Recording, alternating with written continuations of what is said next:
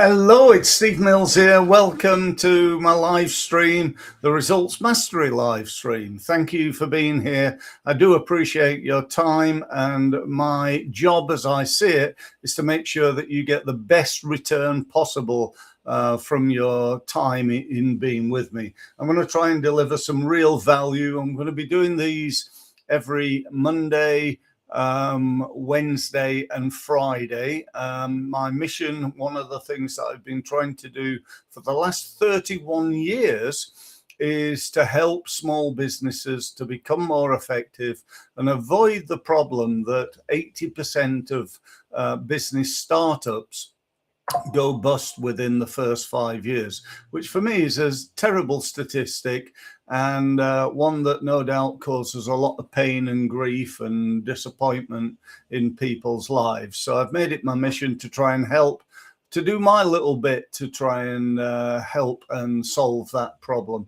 Not sure I've done it yet, but I'm still working on it and still trying to help as many people as I can.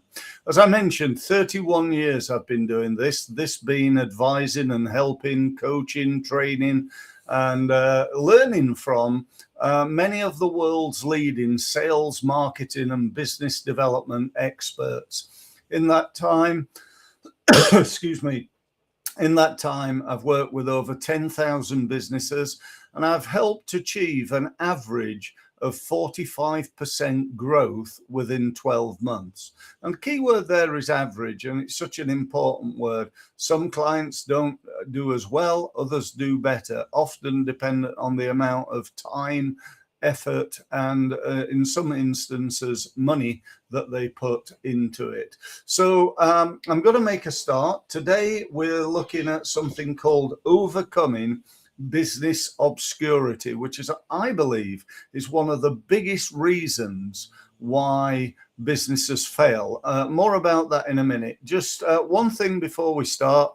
If you've got any questions, by all means put them in the chat, and I'll get round to them perhaps during the session, but more likely right at the end. Probably going to be with me only, I don't know, 10-15 minutes, something like that. Don't want to keep you for hours and hours, but I do want to add as much value as I can. So let's talk about this thing called obscurity. Firstly, what do I mean by obscurity? The bottom line is the most number one reason that people don't sell is that people have never heard of you. You know, we've heard of Nike, we've heard of Apple, we've heard of Vodafone, and probably 1,000 other companies. But if you're a small business like mine, the chances are you're suffering from obscurity. Let me ask you a question. If you went outside your office now into the street and there were a load of people who were your potential market walking up and down, how many of them would know of you? If you're like most of the people that I speak to, it's probably less than about 2% of them. You know, let's say, for example, I'm based on the Isle of Wight. If your target market, if you were based on the Isle of Wight and your target market was hotel owners and managers, you know, we know that there's about 80,000 hotels on the Isle of Wight. So if that's the case, then how big is your database? How many people are you connected to on LinkedIn, Facebook, and so on and so forth? The truth of the matter is, when I speak to small businesses, they tell me, well, I've either not got a database, or I've got one with 1,500 names in it, and I've got a LinkedIn following of 2,000 people. I'm not on Facebook. I'm on X, and I've got about 1,000 people on there, and yet their target market is often millions of people. You know, I hear people all the time say, well, I work with small businesses. So there are about 3 million of those in the UK. And, you know, if you've got a LinkedIn following of 1,000 people, you've got a bit of a problem here. So that's what we're talking about today. The bottom line is, why do people fail in business? Is there are loads of different reasons. Let's be honest. I'm not saying it's all down to obscurity. It's not even down to sales, which is what I believe probably the biggest reason. If you had enough sales in your business, and I'm talking about profitable sales, you'd probably be successful. And if you didn't, you won't. I know lots of accountants will tell you that it's all about cash flow, and I understand how important that is. However, if you've got enough sales in your business, you can overcome that cash flow. And that, I think, is a really important thing.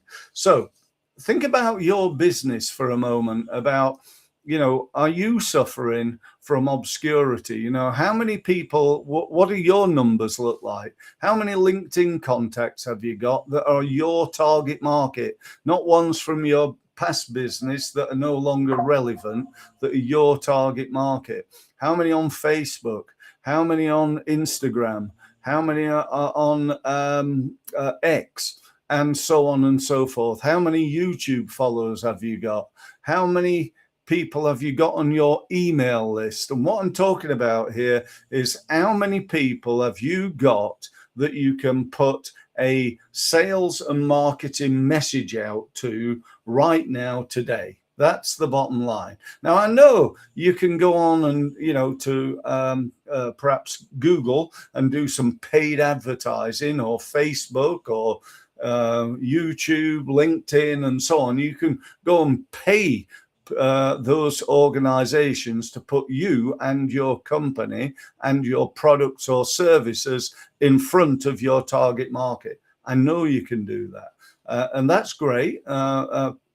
And, that might be something for you to think about. But what I'm talking about today is what you can do that really is what I call marketing without money. So I'm going to come up with 5 things that I think you ought to do right now in order to overcome this problem that you've probably got. I know I've got, and pretty much every small business has got. I suppose if you're like a real small business, you're a butcher and you're in a little village somewhere in Hampshire, and people who buy from you are pretty much from the village and everybody knows you, or you're the local pub. I get that. That's maybe not your major problem, is obscurity. You maybe got other problems. But for most of us, for anybody who's a coach, a consultant, an advisor, somebody in the helping industry, perhaps a solicitor, an accountant, people that go out there and want to help particularly other businesses, but also business to consumer as well, it's often one of the biggest problems. So let's look at number 1 then. Number 1 of the 5 fastest ways to overcome obscurity. Number 1 is to build your database. I'm talking about your email database here. I'm talking about your CRM, customer relationship management list of people that you've got. I was talking to somebody the other day, and they said, I said to them, how long have you been in business? They said, about 10 years. I said, oh, wow. How big's your database? Oh, I don't know. It's probably a few hundred people. I said, what on earth have you been doing? Really, 10 years and you've got 300 people. Give me a break. That's not very good. So we need to work on that. So, for you, where you're going to find more people, as I said, you could advertise and get them onto your list. You could go and connect to more people on LinkedIn and the rest of your social media. You could have something on your website. If you think about what I'm doing right now, what I'm doing is hopefully impressing you that I know what I'm talking about, and so that you'll want to know more. By the way, if you go to my website, there's a 12 video training program. Each one's a little one. It's about 10 minutes, 15 minutes, something like that. It is called how to grow your business by at least 45% within 12 months. Okay, so if you want to go to the website, sign up for that, then you gain access to those videos. It's totally free, by the way. So what have I just done? I've just given you an example of how I grow my database. Okay, that's a true example. So if you do want to gain access to the training, you'd be very, very welcome to do so. And that would get you into my list and so on and so forth. So number 2, show up consistently on one platform. Now, it's great to be, to have Facebook and LinkedIn and Twitter and so on and so forth. And I fully recommend that, but show up consistently on one platform. I'm on, I think, about 9 different platforms, social media platforms. And if you ask me which one do I win most of my business from, I would say without a shadow of a doubt, it's LinkedIn. LinkedIn is the business network. LinkedIn is where I win most of my business that I get from social media. It's about 100 grand a year, just in case you're wondering. Okay, so show up on a consistent basis on one particular platform. Okay, number 3, ask every client for a referral. If you've got 100 clients, right, and you phoned them all up, not in one day, but perhaps 10 per day, and you ask them all, is there anything that you can help them with right now? And you also ask them, do they know anybody else that would be interested in your service? Okay, what would the results be? Well, I don't know, but that's 100 calls in 10 days. Let's just assume that on average they gave you, I don't know, let's say half of them gave you one referral. So that's your list of potential customers going up by 50 for no cost whatsoever.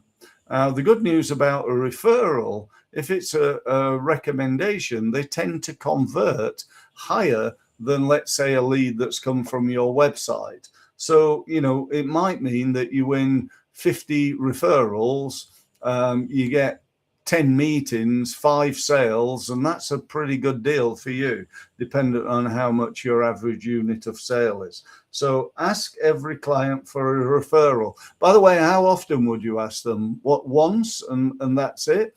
Or would you ask them not every week, but perhaps every quarter? You have a system where you phone them all up and ask them for a recommendation. So number 4, speak in public. I'm not talking about doing a TED talk. That'd be great if you can get that, but it could be just a talk at your local networking event, but the key for me is always making sure you're talking to the right people. I hear people all the time going to these networking events every day, eating loads of breakfast and so on, and they'll be there in front of 20 small businesses. When I ask them who their target market is, they say it's corporates. I said, well, why aren't you in front of corporates then? Why are you in front of small businesses? And they can't really answer, and they say something like, well, it's not the people in the room, it's the people they know, which I think is actually not true. I think it is the people in the room, they're just in the wrong room. And lastly, write content that's around the answers to the questions that people are asking on Google. So for example, if I wrote a blog post and that blog post was called How to Get Business Growth Advice on the Isle of Wight, and somebody went on to Google a little while later and typed in how to find business advice on the Isle of Wight, guess whose blog post would probably appear? The answer's mine. Why is that then? Well, it's because I'm niched enough. The Isle of Wight, it's not, how to get business advice in London or how to get business advice in the UK. This is me niching down to get a small group of people who might be searching for something. And because they are, I can get myself on the first page on Google. So write a blog post, a LinkedIn article, perhaps do a video, and so on. which will attract your people and answer the questions that they have. So that's about it. I don't know whether we've had anything in the chat at all. No, I don't think we have, so that's fine, not a problem. Just like to say a big thank you for being here. And my next stream is on Wednesday, so if you want to come along to that, get yourself signed up. And I look forward to seeing you then. By the way, we'll always offer an opportunity of a meeting. If you want to meet up with me, if you've got a goal of really increasing your business, of growing your business, and you're committed to doing so, set up a meeting with me. You can find me at results-mastery.com. We can have an online meeting, and we can talk from there about how to grow your business. So thanks ever so much for listening, and I look forward to speaking